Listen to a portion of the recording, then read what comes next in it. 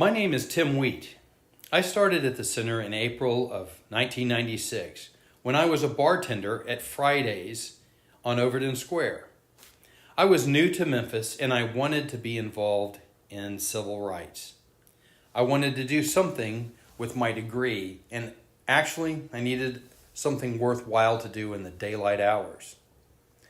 I began organizing the center's library and media materials. In those days, it was VHS tapes. Deborah Cunningham, who hired me, also mentored me. Her method was to challenge people.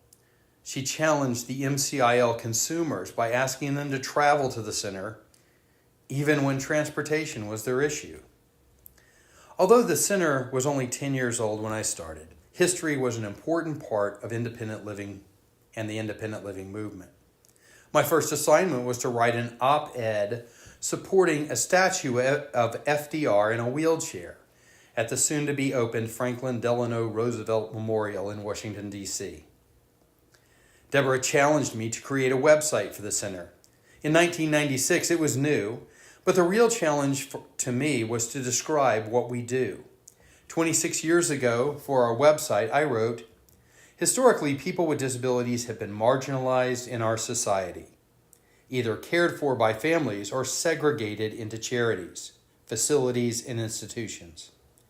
The disability rights movement and independent living have struggled to include people with disabilities in all aspects of civic life.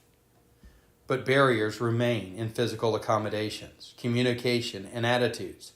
Today, centers for independent living, such as the Memphis Center for Independent Living, offer comprehensive independent living programs that provide people with disabilities with the advocacy, training, resources, and peer support needed to live independently."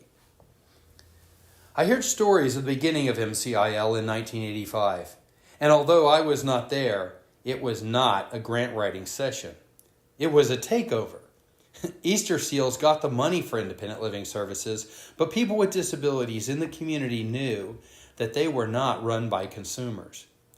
The large administrative structure was more interested in safety, complacency, and a cure. It was the medical model. It was a charity. Michael Heinrich from the original Takeover group is still around. They demanded authority. They called for consumer control. And they shouted, "Nothing about us without us." In October of 1985, Access All Areas started as the federally funded Center for Independent Living in Memphis. The mission was to facilitate the full integration of persons with disabilities into all aspects of community life. Disability Connection Midsouth's mission is to advocate, educate, and unite the community. That mission comes from the experience and work that we have done since 1985. On our first website, I explained what the center did as a network of action, information, and resources to assist people with disabilities to conquer the barriers, overcome isolation, and independency of people with disabilities. We encourage people with disabilities to work with us to build a new, accessible, welcoming community, to learn from neighbors, or to teach fellow citizens that are struggling for their independence. On the website, I attempted to explain the objective and attitude of the center. MCIL's goal is an integrated community that equally welcomes all members. Something that I hope is not lost in the history of our center is the attitude and philosophy of Deborah Cunningham. On that first website, there was a statement that clearly came from Deborah. The Memphis Center for Independent Living works so that people with disabilities in the Memphis area may live independently. We believe that there is nothing more disabling than pity. That was Deborah. After working in Boulder, Colorado for 12 years at the Center for People with Disabilities, I came back to work with Deborah, and we worked together to describe MCIL and use the same phrase. Please don't get the idea that nothing has changed.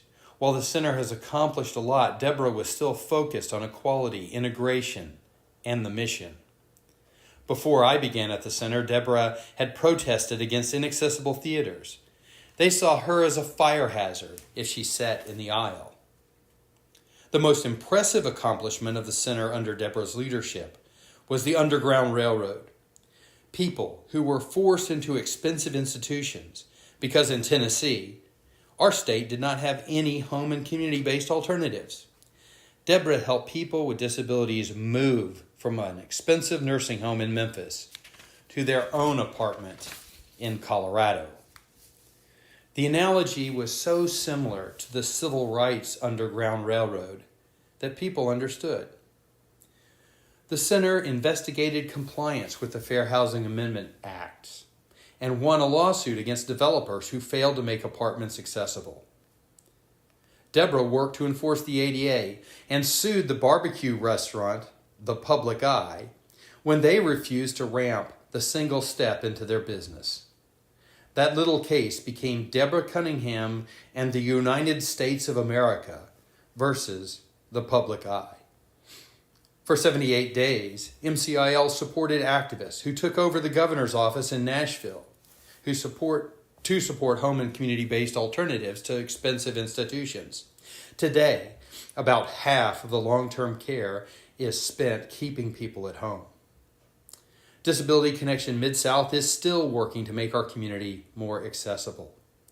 Take a bus today, and you will hear each stop called out. The transit system did not have that 2 years ago. Called stops is an important feature to help people with disabilities use the bus independently. Disability Connection has worked with MATA for years to implement that system. We are working every day on issues of parking, benefits, accessibility, housing, communication, and transportation. I am proud of the work we do and proud of the history of Disability Connection Midsouth. I feel the attitude of Deborah Cunningham in the work that we do, and I sense the spirit of that group of people with disabilities who started the center back in 1985. Nothing about us without us.